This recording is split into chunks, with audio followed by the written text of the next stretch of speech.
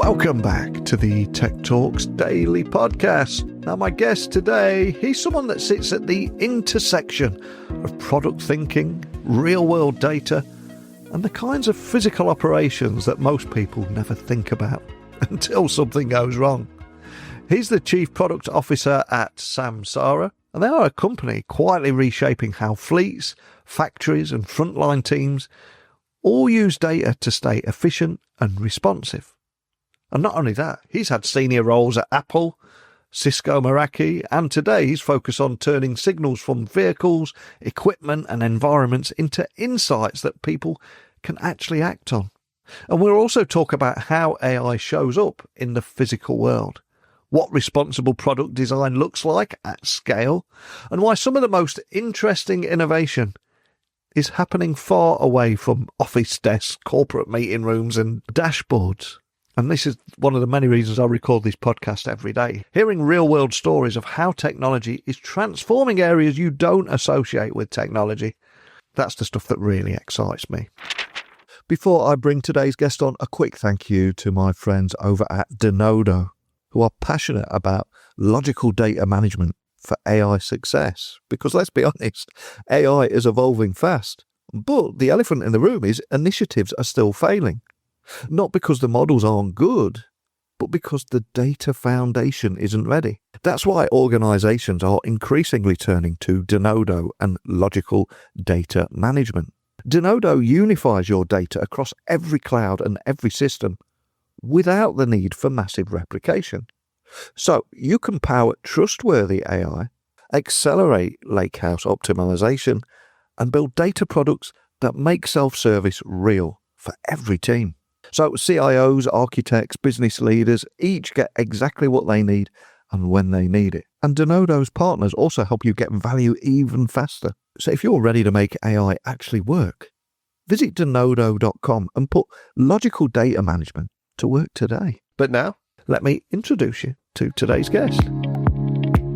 So a massive warm welcome to the show. Thanks for joining me today. Can you tell everyone listening a little about who you are and what you do? Yeah, so my name's Kiren Sekar. I lead our product and engineering teams at Samsara. And my journey into this role actually started a little over 25 years ago when I was an undergraduate student studying computer science.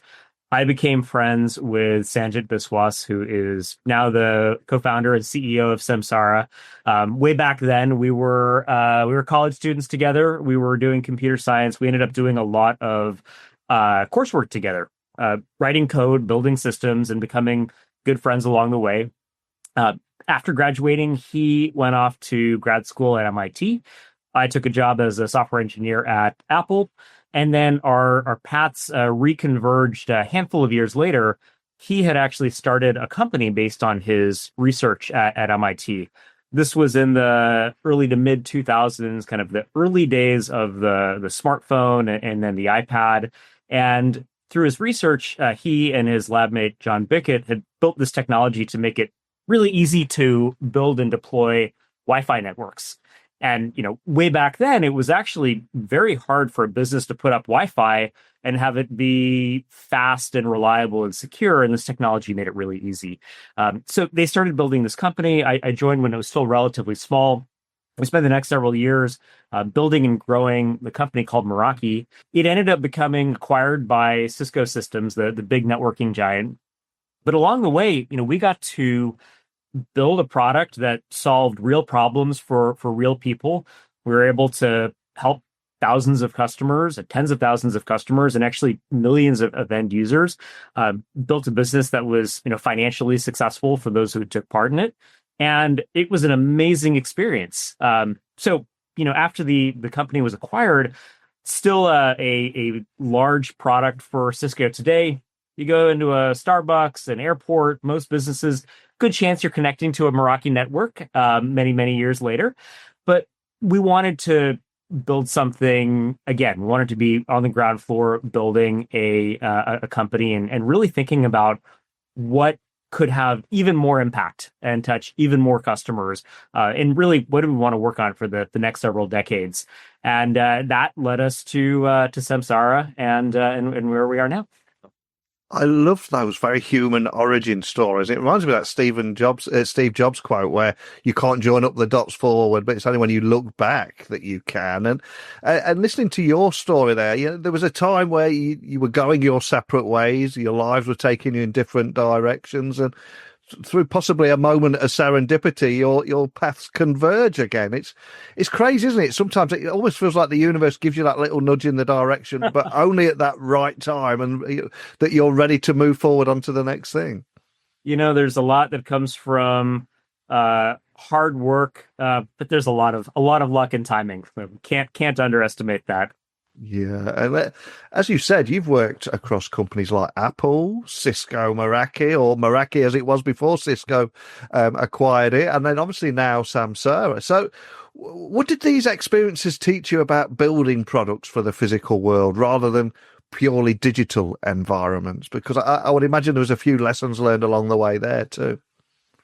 Yeah, it's interesting. Again, you only seen this in hindsight, but even at Apple, my work was really around networking and connecting data across disparate. At the time it was computers and then smartphones and devices, and so they've all involved a mix of hardware, of software, of networking. And I think, when you have these systems that have multiple layers in the stack, and we now add AI on top of that as well, there are more and more ways that you can mess things up for the customer. You actually need the hardware to be reliable and easy to use. You need to actually be able to clean all of the data that it's collecting. You need to be able to get it in the right place at the right time to make sense of it. And each layer in the stack is another opportunity to have quality issues, usability issues, performance issues, you name it. But then when you can actually make them work across that full stack, it is very powerful and very differentiating. So when you can get the right people who have the skill sets to have expertise in those different layers and be able to work across them, you can create some really magical products for end users, and it becomes a differentiating factor in the market as well. And fast forward to present day and the work that you're doing here, processing data from vehicles, equipment, and facilities at a massive scale. I'm curious, how do you decide which signals actually matter for those frontline teams and which data should stay in the background? I imagine it's quite challenging. Yeah, it's a great question, and to answer it, let's actually rewind and talk a little bit about the customer, the problem that we're trying to solve, because that informs everything, and Yeah. especially what data we're focused on. So we talked about Apple to Meraki to Samsara. The genesis for Samsara was really thinking about where we could have impact, where technology could have impact. And in the process of building Meraki, we were selling networks to everyone, hospitals, retail stores, businesses, but also these physical operations industries, these blue collar industries, construction yards and warehouses and food and beverage packaging facilities. They were all putting in networks, but their technology was really antiquated. Think screens of green text, mainframes, a lot of pen and paper, manual processes. And we said, hey, these are huge industries, 40% of global GDP, billions of workers. They have antiquated technology. Amazon knows every product you're looking at when you're shopping. Netflix knows every show you're watching. Your doctor knows all of your lab results, all of your medications. This was back then. If you are or operation and you've got a big truck and it weighs, many, many tons, it's consuming huge amounts of diesel. It is driving down the highway at speeds that can be dangerous to people in it and around it. It's got hundreds of thousands of dollars of cargo. Those customers had no idea what was going on, right? Yeah. So we said, hey, if we can change that, we can make an impact. So that was the genesis, right? Can we get data and make it useful? Fast forward to today, as you said, we've got trillions of data points coming into the platform, and customers are able to use this for really three kind of broad use cases: reducing their safety risk, These are still some of the most dangerous jobs out there, and they can use the data to actively prevent accidents. They use it to improve their efficiency. So how do you save fuel? How do you save time? How do you make better use of these big, expensive assets? And then how do you actually digitize the experience for your frontline teams, for your customers, so it's not green screens anymore. It's great software that you and I get to interact with as consumers. So that is the end goal that we're working backwards from. And then if you, to put it in perspective, think about a customer like the Home Depot, right? Giant retailer. They operate massive operations. For example, they operate fleets to move goods and equipment across their network of stores and distribution centers. They have heavy construction equipment that they rent out to their customers. They need to maintain these assets. They need to move them around. They have tens of thousands of big, expensive assets and workers who manage them. They put our devices on all of their vehicles, their assets. They're streaming data into our cloud. We use AI to find insights in that data, and they're able to use that to cut their accident rates by as much as 80% in some cases. Right? They're able to make sure that these assets are in the right place at the right time, so they can make more profit for them, not have to buy as many. They use it to be able to identify fuel waste, right? So they're not wasting money and also lowering their environmental impact. And then they do it all in a way where their team doesn't have to spend all day filling out paper forms. They can take a photo in an app and the AI can figure out what's going on. So that is the type of signal we get from the data and the way that it becomes actually useful for the customers in the front lines. Yeah, I think so many people forget that there are industries where there is still that green text on screens that you mentioned there. I know airlines, airports, etc., is another area that's still living off old tech and just putting new tech on top and on top again. And many industries, try to change your reservation at the desk, and you just hear typing, right? Yeah. Now, if you are actually on the plane, you made it through the security checks, etc. You look over the wing, you're going to see all of this ground service equipment. You're going to see fuel tank trucks. You're going to see baggage carts. You're going to see the tugs that are pushing the planes off of the gate. Many of those are now actually using Samsara, and they're using it to be able to get planes off the gate faster so they arrive on time. They use it to avoid wasting fuel, burning jet fuel, keeping the cabin systems running. And they actually prevent accidents of all these crews who are operating out on the tarmac. It's very, very cool to see. Oh, that is incredibly cool. And as you said, I mean, many industries you serve, like logistics, construction, manufacturing, the reality is that they've been underserved by modern software for years. People are not building for this crucial and critical area that we all rely on and take for granted. I've got to ask, why is it taken so long for AI to show up in a way that fits how this work is really done? And why has it been neglected? Or if you're one of the few companies I know that are serving these clients. Well, I think part of it is technical, part of it is cultural, and both of these are actually changing very quickly, right? So the technical reason is again, if you rewind 10 15 years ago, we think about trucks, heavy equipment, frontline workers. You actually couldn't get data from those assets, those operations into software. And it was not like a hospital or a bank or a law firm where everyone's sitting at a desk at a computer that is networked. These were out in the field in remote areas. And it's only in the last decade that it's been inexpensive enough and feasible to put sensors on these assets, sensors, cameras, take all this data, connect it over the cellular network, bring it into the cloud, and then put AI on top to make it useful, right? So I think, 15 years ago, that was simply not possible.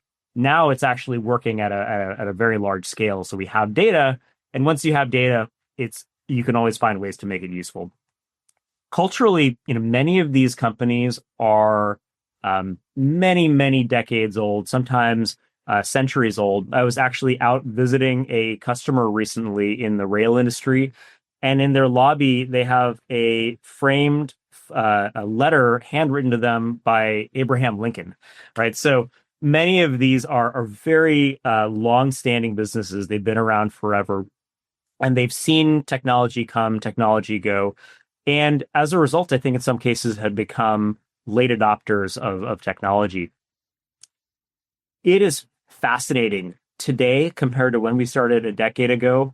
There is so much more innovation, so many new companies building for these industries, and there's been a real generational change in the customer base, where many of the leaders now are people who grew up digitally native. They have Apple Watches, they use smartphones every day and have been for a long time. And they're saying, hey, we have this technology in our personal lives, in other parts of the business. We know how useful it is. When we see things that are useful, we want to go adopt them. And if I think about, the adoption of AI, if I think about mobile apps, if I think about how customers are integrating data across their systems, it is happening so much faster than it was when we started, and it's really exciting. And there will be some people listening when they hear about AI in areas like dash cams or asset tracking, concerns around trust and even surveillance in some circles often surface. So I'm curious, how do you at Samsara think about responsibility, transparency, worker acceptance as well when designing these systems? Is this something that you're thinking about in that design process even then? We do think about it a lot, and it helps in a way that one of the biggest applications for AI in our platform is safety, right? Yeah. And who doesn't want their team to come home safely? What frontline worker doesn't want to come home safely to their families, right? Mm. I think about one of our customers, a company called USIC. They locate, among other things, they will locate underground gas pipelines. So if you are doing construction work, you don't cause a gas leak. To do that, they have thousands of folks driving all over the place, often late at night, early in the morning, late shifts. And fatigue and actually falling asleep behind the wheel is a real risk for them and every business like them.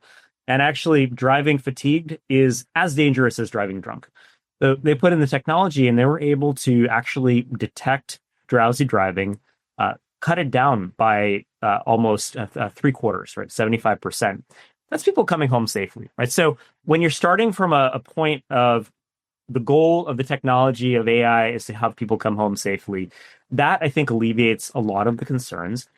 And then I think that, today the idea of having a dash cam in the vehicle, it's no longer new. 5, 6, 7 years ago, there were a lot of people who said, hey, is this Big Brother?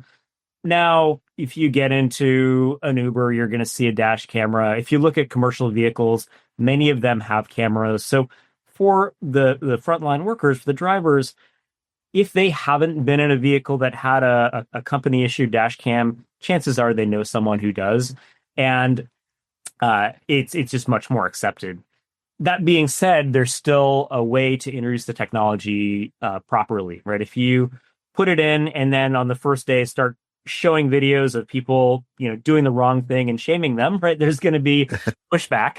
And, we work with customers to actually have really structured change management, where oftentimes we will start with the very best drivers and the management. We'll say, hey, VP of safety, put it in your vehicle. And that's going to show people it's actually, a tool that's there to protect you. And then usually in the first couple of weeks, there will be an accident or a near miss where the driver wasn't at fault. And these are things that used to get blamed on them. And you'll actually see them, in the videos pointing to the camera saying, look at the footage, look at the footage. And you start actually sharing those stories. Many of our customers will run safety rewards programs to say, hey, this doesn't just see when you're doing something wrong. It actually keeps track of when you're doing things right. And if you have a safety score over 90 or what have you, we're going to give you a bonus. So all of these behavioral elements are really important along with the technology.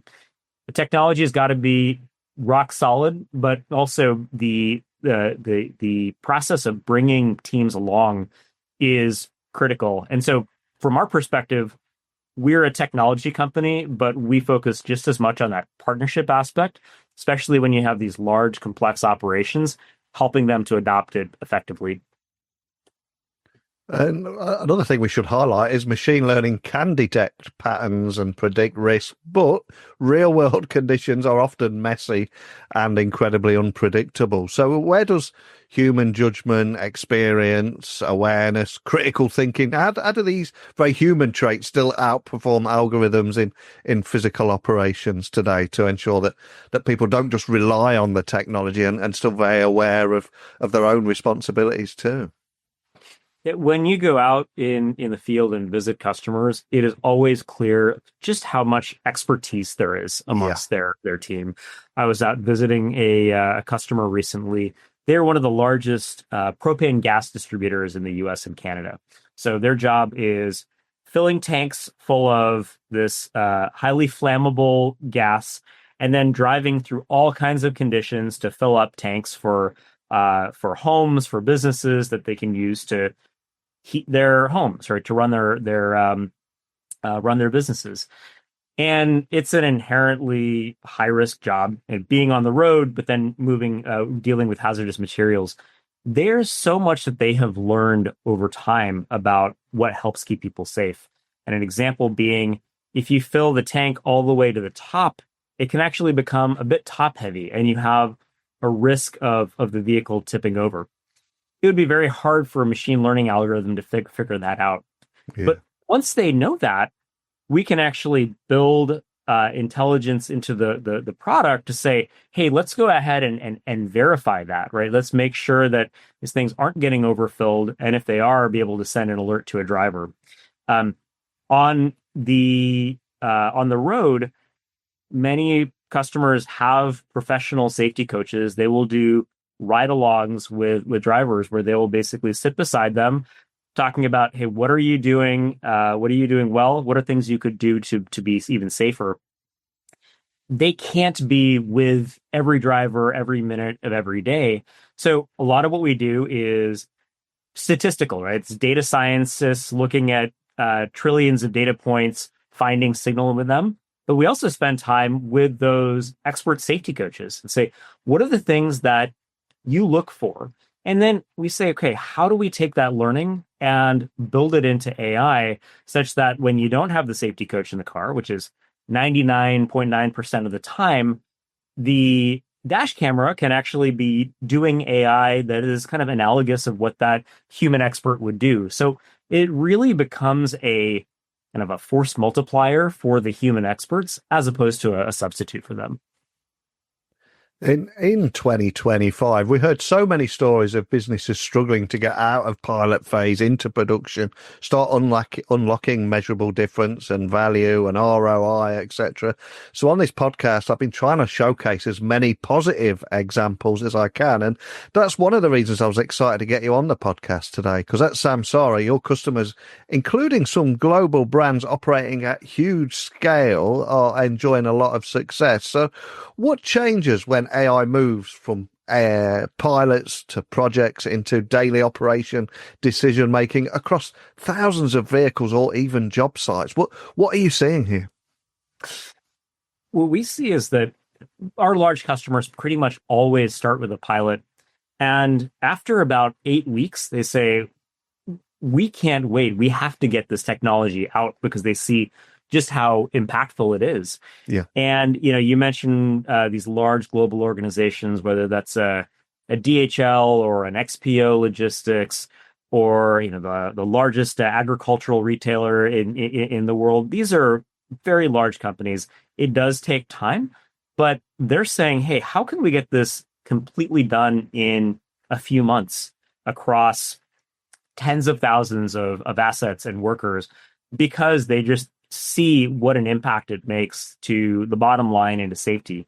And, to put this in perspective, the typical customer who uses the technology, the AI, as well as all the software on top of it to take the insights and actually act on them, they will reduce their accident rate by 73%.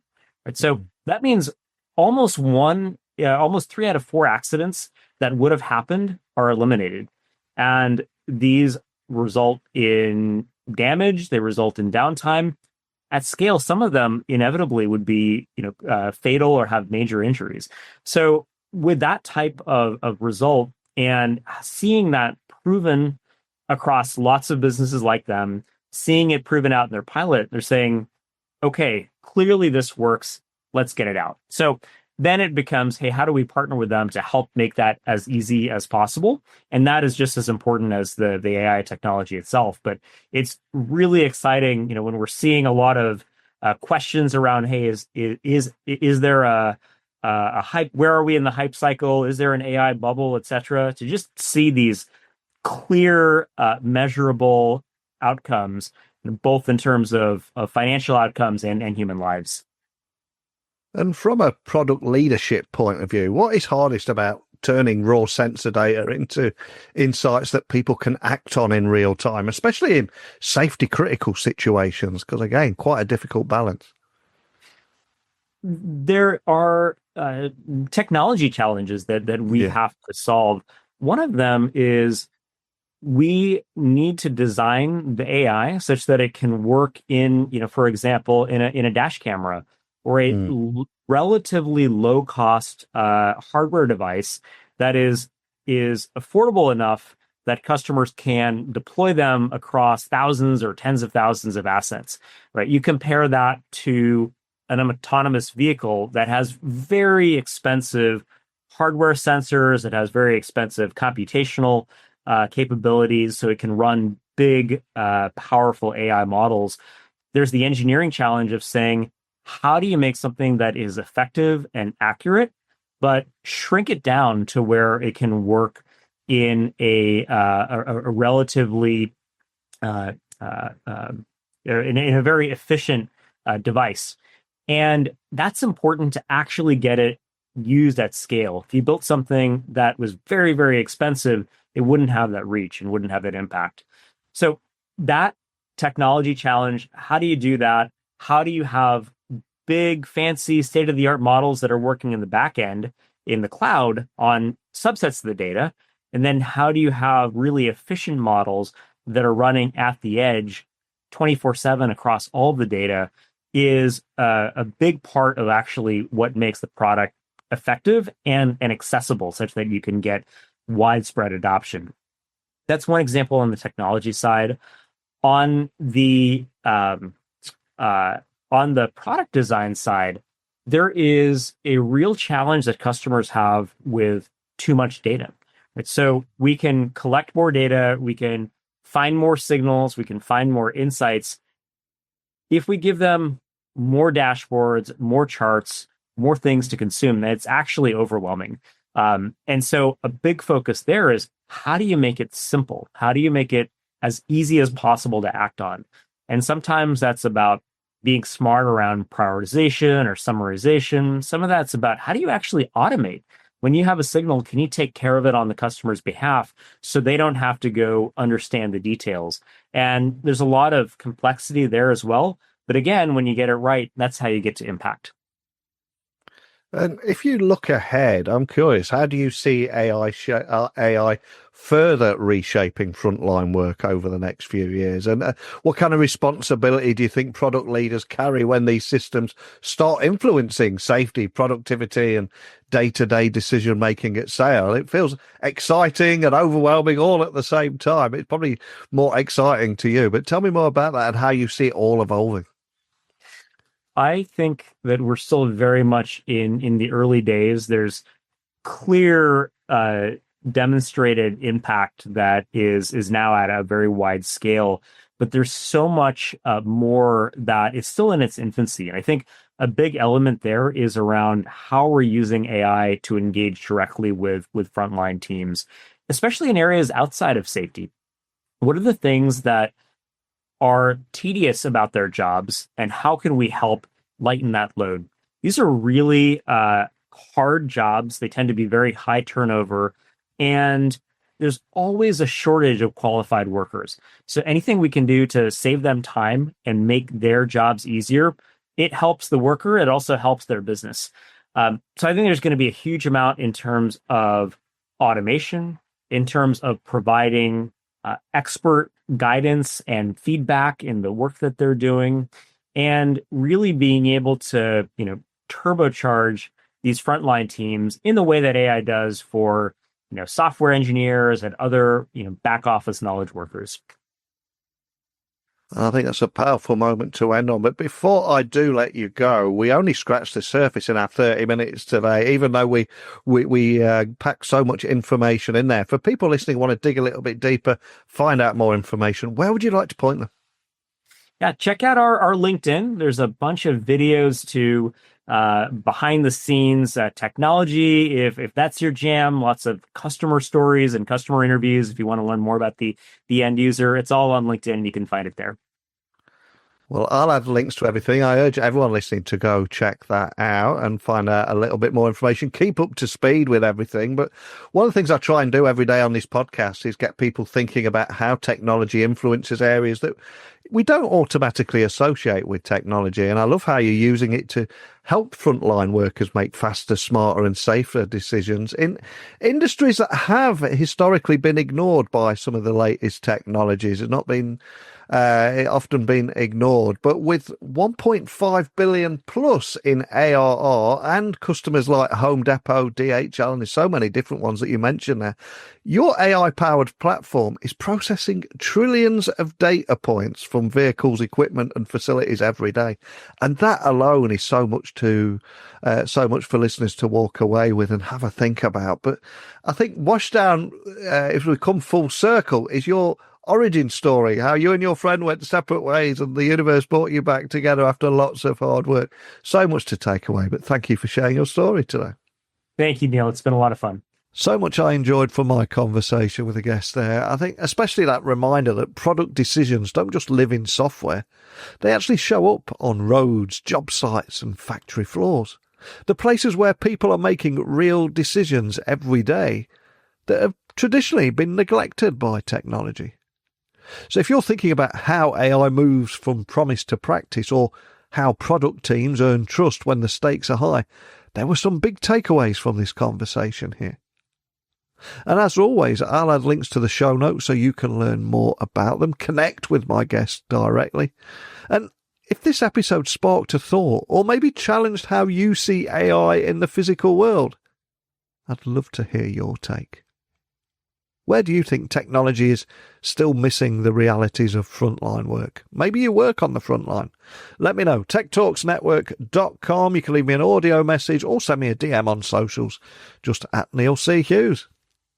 But I'm afraid we're out of time once again. So I'll return again tomorrow with another guest for your listening pleasure. We'll keep on learning together throughout 2026 and beyond. So thank you for listening as always. Thanks again. Bye for now.